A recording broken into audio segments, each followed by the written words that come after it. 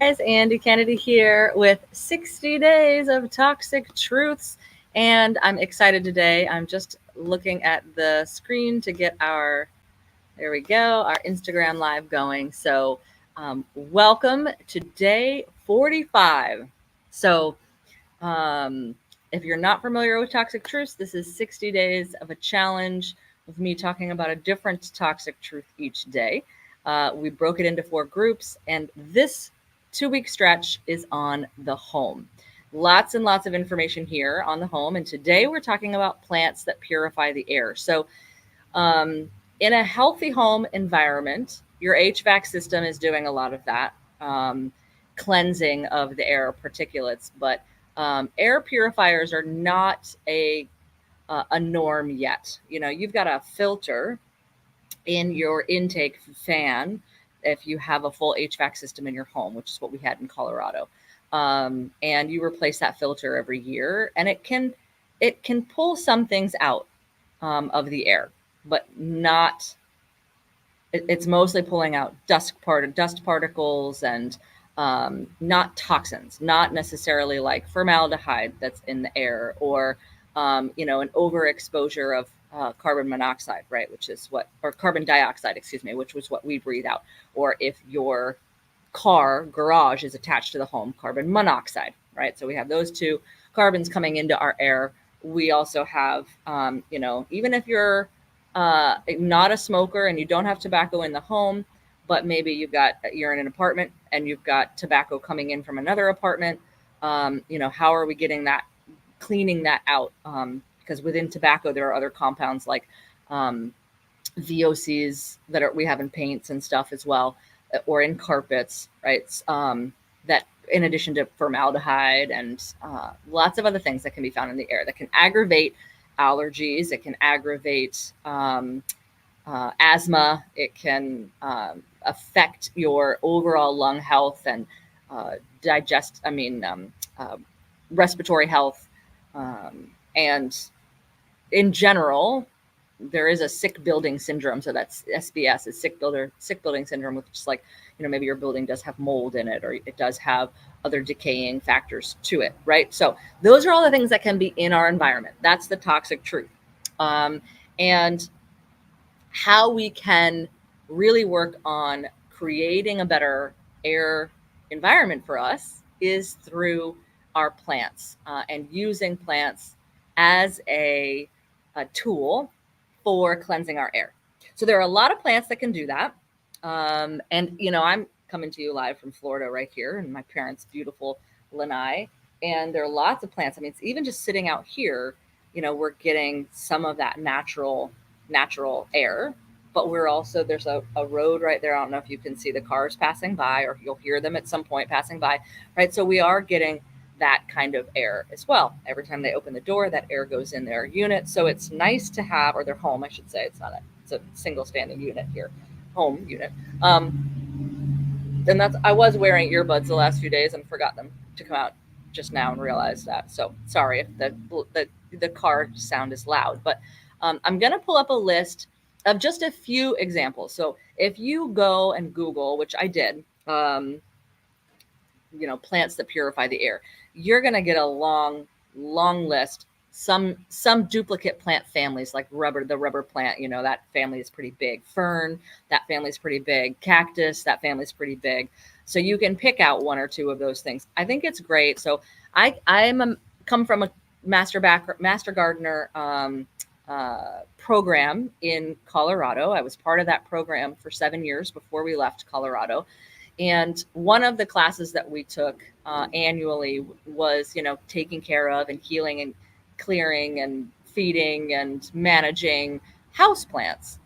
And they always talked about how important houseplants are, even in an environment like we live in Tennessee, where we've got a farm. There's not a lot of pollution right where we are. We're up in the mountains. Not a lot of traffic. The air feels cleaner up there. You can just tell. And we're in a yurt when I'm home. And so, that environment, that home environment is also breathing, right? Because it's a canvas tent and there's a lot of airflow and it's, we're basically breathing the same air inside and out because it's very fresh. Unless, of course, you're contained all winter like we were, and you've got a wood fire stove going, it's important as well then, if you've got a wood fire stove, to have plants in the house. And we had an unfortunate experience this winter where all of our house plants died when one of the house sitters was caring for our yurts during the coldest part of the winter, and the temperature inside dropped to 12 degrees, and all of our it sustained that 20, 12, and 20 degrees 3 days in a row, I should say. And that sustained winter inside our yurt, because I don't want to say it was a freeze. It wasn't a hard freeze. It was 3 days of very cold temps, and inside, like the outside, of course, it's winter, it's cold temps, but inside, that's not healthy for our cats or our plants. And unfortunately, we lost all of our plants, which was tragic because one of the plants was Craig's ficus that he has had since he was in the hospital. So it was very sad for us to lose all these plants. But then I'm doing some research, or refresh info, fact sheet. I go and look at some of the fact sheets of master gardeners when I am talking about a topic like this, and it's like, oh yeah, right. Like, even though we're still in that outside environment, we've got a forest right outside our front door, it's good to have houseplants, because what they're doing on the inside is helping to purify the air on the inside, especially if you have a wood stove like we do. So here is the short list of that. I'll read you a couple of these plants and talk a little bit about each one and what they clear. So the spider plant is clearing benzene and xylene. Peace lily, which we had, which I was very sad to lose because Craig and I had just talked about when he'd given me that. That's an old plane. That's cool. So peace lily is, I think, one that I'm going to buy again, because peace lily and I don't know how to say this word, areca or areca palm, Areca palm, have the longest list, and the snake plant, which is also mother's tongue, have the longest list of things that they cleanse. So 6 different things under peace lily: benzene, xylene, ammonia, formaldehyde, and trichloroethylene. Trichloroethylene. Break the word up into the Latin sections. Okay, trichloroethylene. Who knows what that is, but it's probably not good to breathe. The rest of them are like 3 to 4, 2, as spider plant was just 2. Boston fern, bamboo, and weeping fig have 3. 3 things that they filter. And a lot of these things are the same. So that's the other thing too, is you can, and I'm going to post this image, this little infographic that I have here in the Facebook group. So you'll have that as a handy. I have like 3 or 4 of them that I'm posting. But snake plant, areca palm, and peace lily are all 5 or 6 things. Sorry, 4 for snake plant: benzene, xylene, ammonia, formaldehyde, and that trichloroethylene.